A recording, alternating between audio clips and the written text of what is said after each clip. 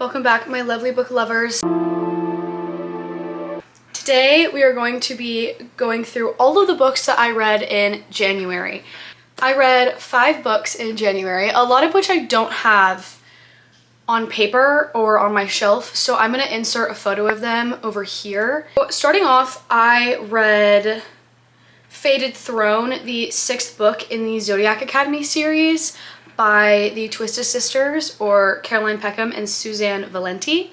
I can't say a whole lot because it is the 6th book in a series, but Zodiac Academy is about 2 twins who are raised in the mortal realm, and one day they're just, this man shows up and he's like, hey, you guys are actually heirs to a throne in the Fae realm and you have magic, you just don't know it yet, so you gotta come with me right now or you're never gonna get your magic. And it goes from there. I really wouldn't want to say too much just because there's so much in the series and it's so much better to just go in blind. It is funny and absolutely heartbreaking. Like, the first couple books are just funny and a good time.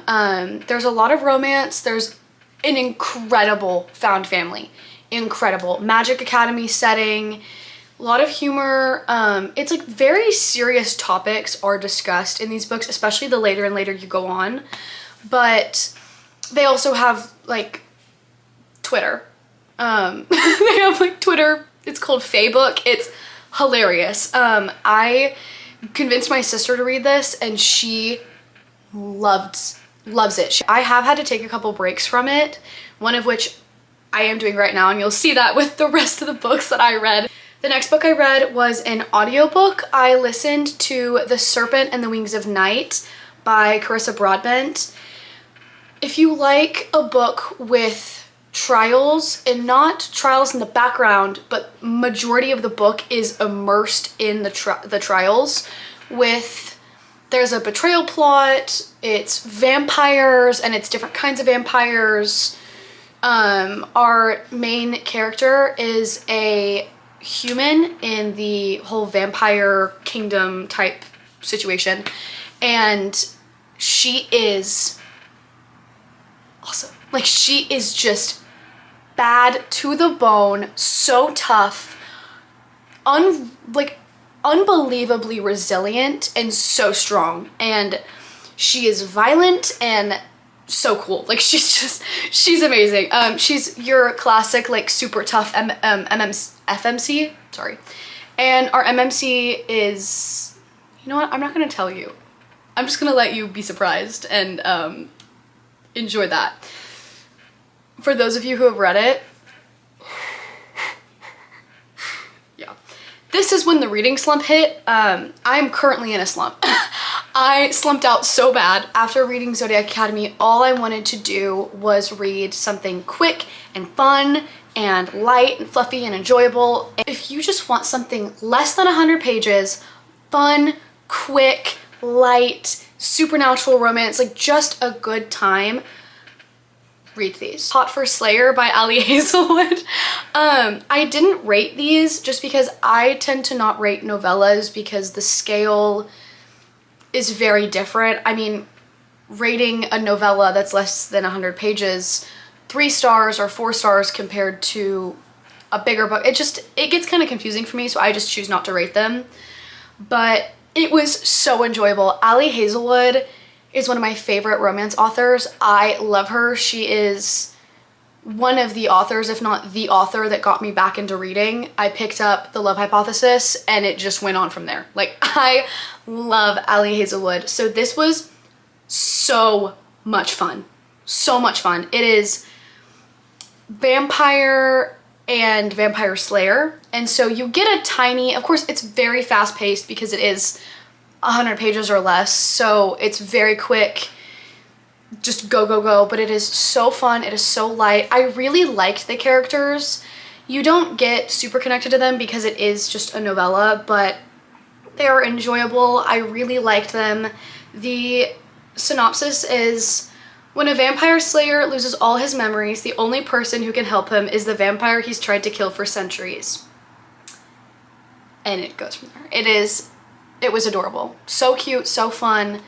Really enjoyed it. And then the next thing I read, I bounced immediately to this, was Falling by Christina Lauren. This was good. This was good. It is another novella. It's even shorter, I believe. It's a fallen angel, I think. It's not necessarily like specified, but he has wings. So it's kind of assumed that he's like a fallen angel type situation and a human. And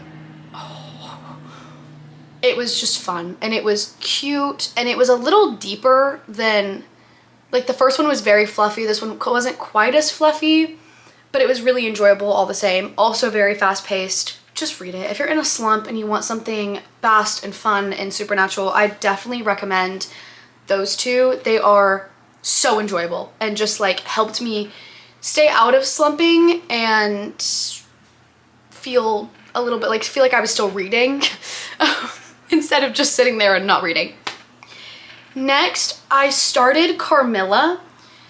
I have been wanting to read Carmilla for a while now. It is 19th century literature. It is the first vampire novel. It predates Dracula and it is gothic, and I was in a mood to binge.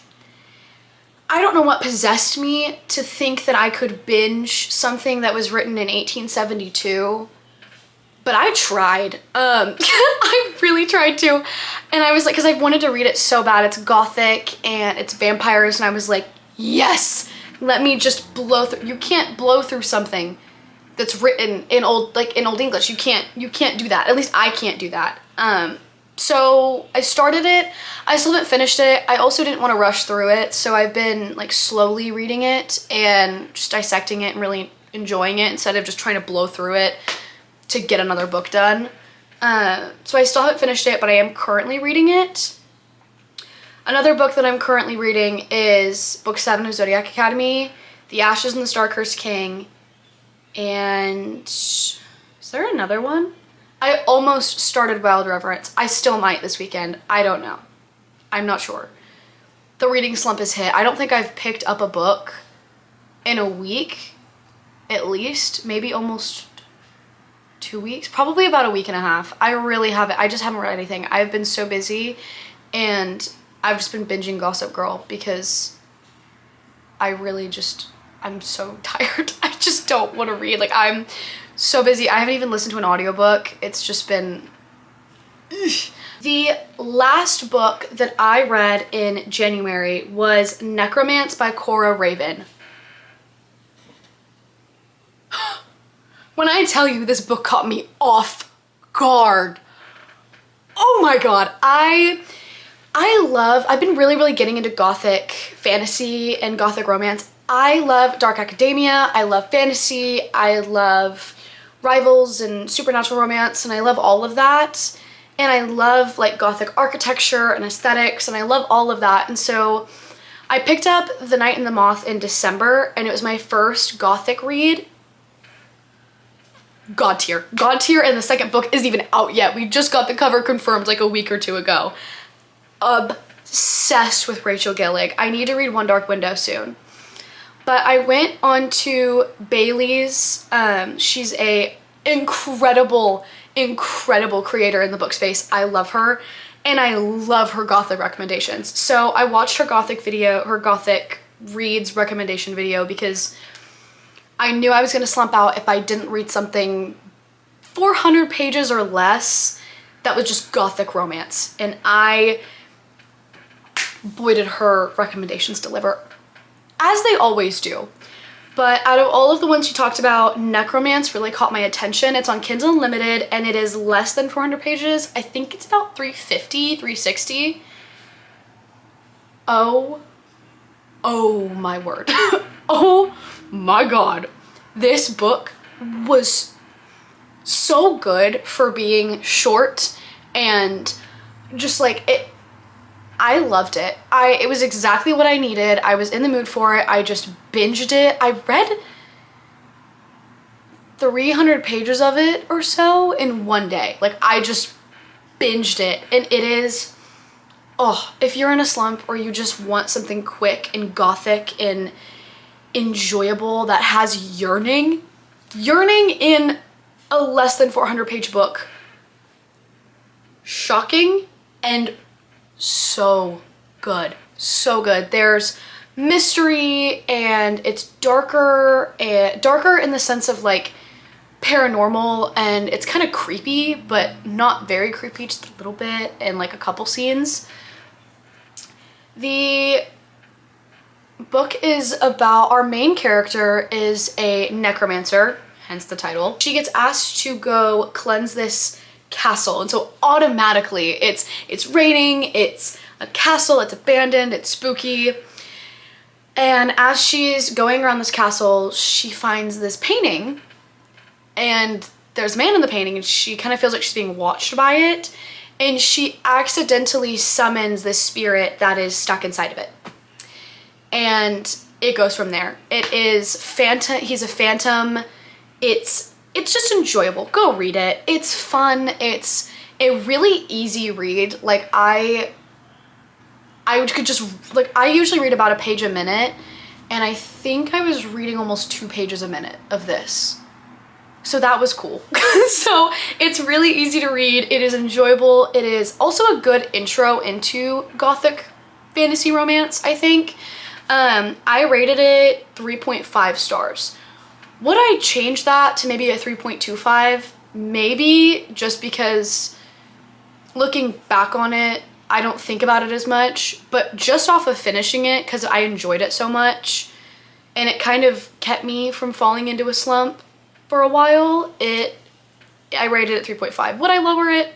Maybe a little bit, but I'm not actually gonna change it because it really was enjoyable. I love you all so much. I am so excited about this channel and getting to share long form content with you guys and getting to interact with you guys more. I am so excited. Thank you for watching. If you watched this point, please subscribe, please like, interact with the video, comment what you're reading, or just anything. If you have any video ideas that you'd like to see, please let me know. I love you all so much, and I'm so grateful for you. Mwah.